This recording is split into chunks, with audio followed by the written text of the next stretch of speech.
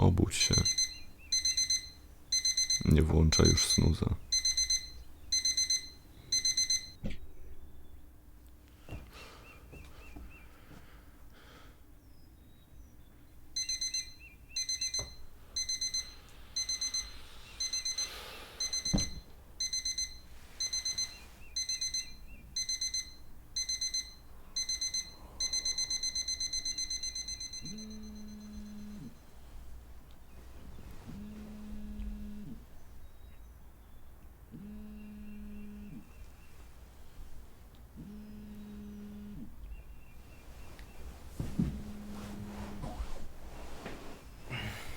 No, dzień dobry, panie Robercie. Dzień dobry. Przepraszam, pan się właśnie obudził? Nie. Jestem w gabinecie dentystycznym. Panie Robercie, co z tym 9 odcinkiem? W ten weekend mamy mieć plan zdjęciowy. Tak,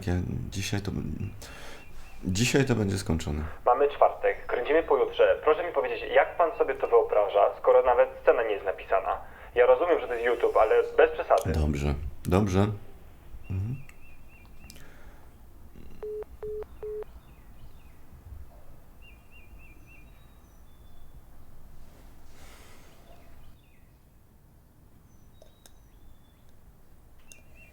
Kryzys to jest cudowny czas.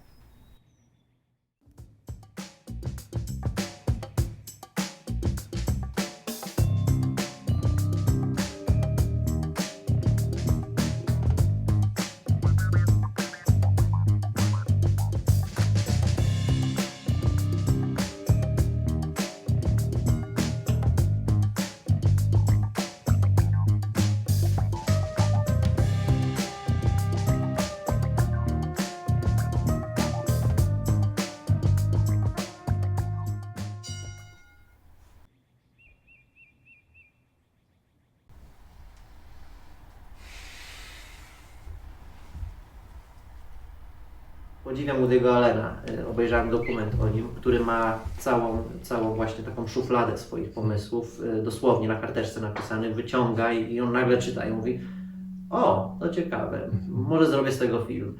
Z jednego zdania zaczyna robić film, a ja muszę tych filmów, oczywiście filmów w rozumieniu internetowych filmów, produkować często kilka w ciągu roku i czasem po prostu już mi brakuje tych pomysłów.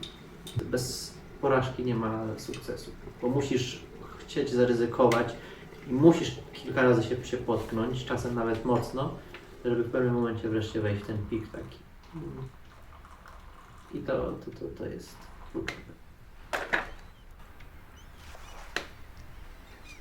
Nie kieruj się zimnym intelektem. Zaufaj intuicji. Musisz znaleźć swoją technikę.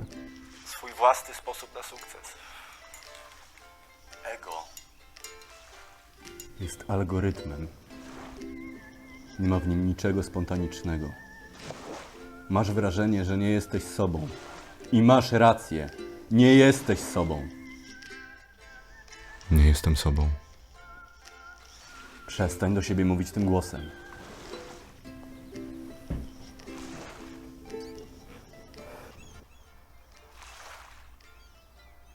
Pisz.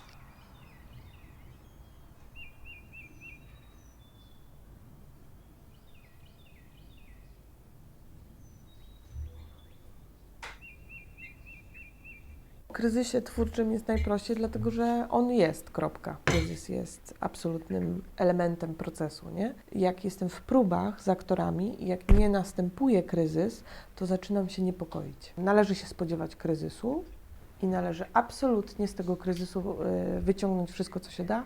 Pytanie jest, jak opierdolisz ten kryzys? Czy jaka jest metodologia pracowania z tym kryzysem?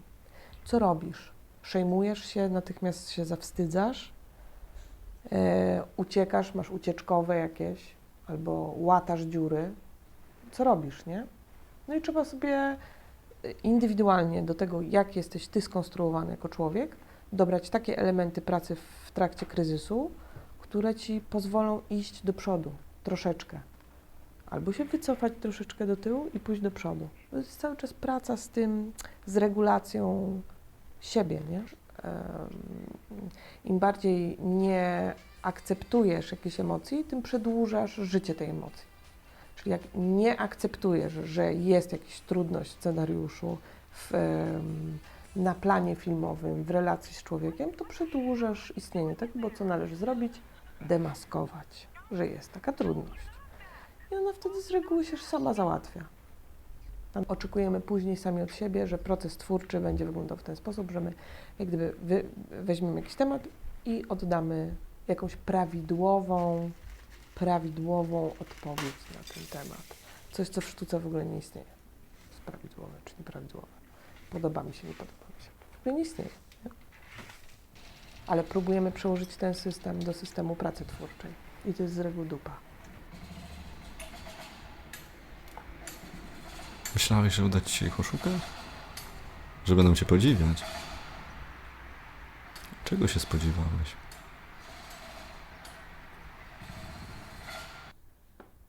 Można powiedzieć, że kryzys twórczy to jest permanentny stan polegający na tym, znaczy ja nie miałem kryzysu jako takiego, że nie wiem co powiedzieć, nie jestem pusty, chodzę, nie wiem co i tak dalej.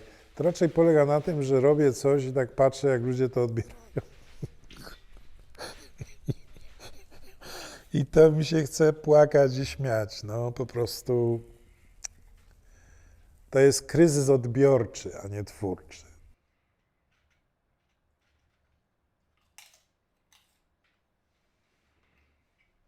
Prokrastynacja to jest ucieczka i to jest zguba, bo tak naprawdę ja często czekam, aż będzie jakiś konkretny deadline. Dlatego ja często współpracuję z jakimiś markami, mają konkretne briefy, konkretne terminy kampanii i ja wtedy wiem, że ja muszę do tego dnia oddać scenariusz. I nie oddaję. I to jest straszne, bo ja wtedy jestem cały przestraszony, zlękniony i jeszcze oni mówią, zrób taki fajny film, jak zrobiłeś tam rok temu. Ja mówię, no będzie problem, bo ja nie mam pojęcia, jak coś takiego teraz zrobić, więc to jest straszne. Ja czasem tak mam, że jak oglądam swoje rzeczy, to ja mam wrażenie, że to zrobił ktoś inny. Ja mówię, kurczę, skąd ja miałem te supermoce, nie? I no jest ciężko, więc po prostu trzeba usiąść i pisać. Tak mówiła zawsze Dorota Masłowska, że się siedzi i w końcu coś wyjdzie.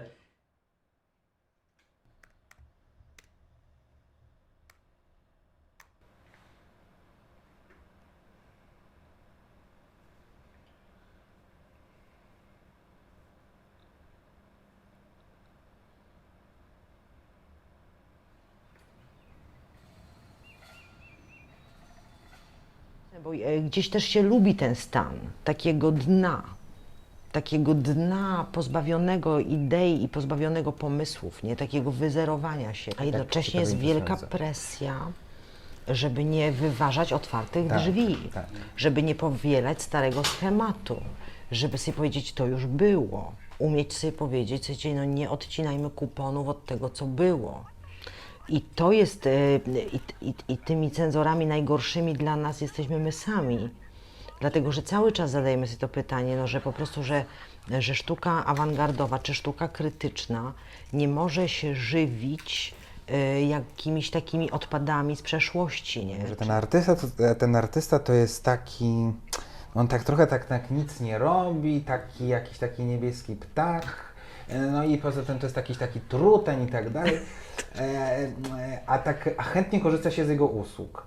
Najlepszy moment to jest strach, że mówimy, to się nie uda, trzeba odwołać i potem mówimy, trzeba zacisnąć zęby i przetrwać ten strach.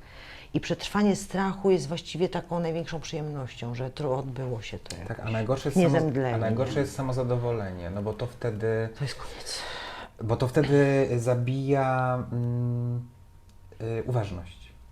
Tak, ale w ogóle wszelką kreatywność, nie? Że po prostu ja świetnie, ja dobrze, ja fajnie, no to jest koniec. Właściwie można przestać tworzyć wtedy już.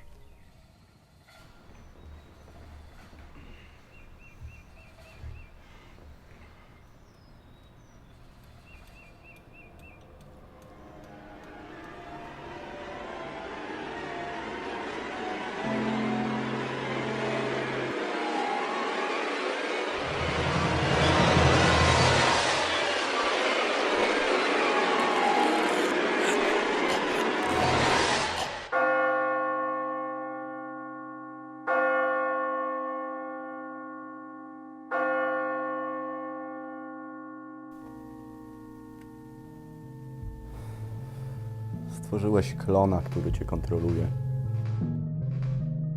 Takie gorsze spektakle, w których nagle ja nie mam kontaktu ze sobą, ja się z tym nieskupiony, nie mogę odnaleźć tej swobody, nie mogę odnaleźć swojego głosu, nie mogę się jakoś wypowiedzieć, czuję, że wszystko jest jakąś sztuczną, nie mogę uchwycić czegoś bardzo subtelnego, co kiedyś miałem, nawet wczoraj, że to było tak subtelne, wiesz, miałem, tylko że subtelne myśli, subtelne koncepcje, albo inaczej, intuicje, jak coś zagrać, jak się do danej sceny, w jakiej kondycji powinno się w danej scenie wystąpić, że to jest bardzo ulotne i jak nie ma tego subtelnego, tego czegoś, zostaje tylko po prostu taka tempa scena, po prostu pytanie, odpowiedź, kwestia, jakiś taniec, tu coś, i ty, jakaś akcja i tyle.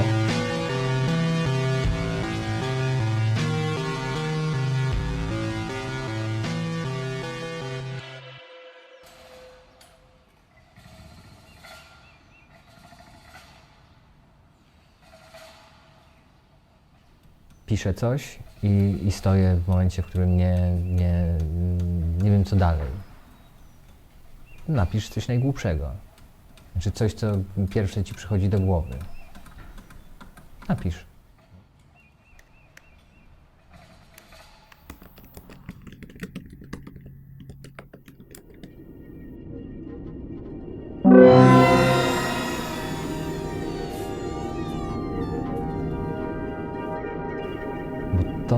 To nagle spowoduje, że jak zaczniesz czytać, to nagle może uruchomić twoją wyobraźnię na nowo.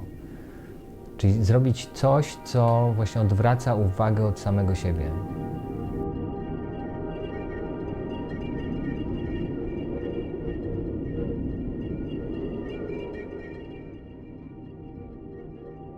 Kryzys to jest cudowny czas.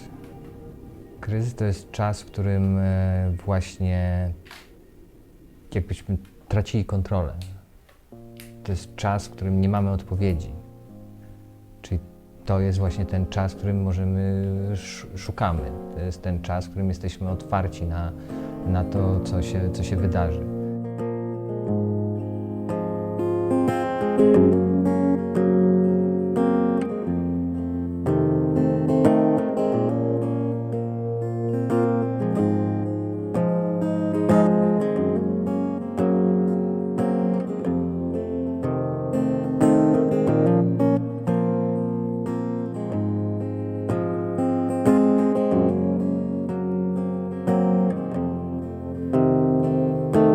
Pory roku, krok po kroku, tyle noci, prawie dni, одинокі, сотні років, буде правила прості, сховатись від чужих казок, не спати.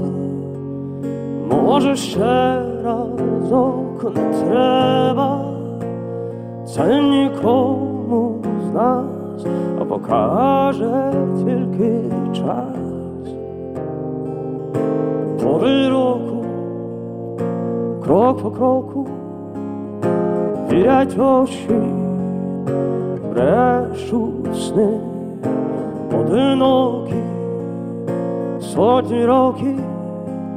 Ходи правила прості, сховатись від чужих казок, не спати. Може ще разок не треба, це нікому з нас, а покаже тільки час.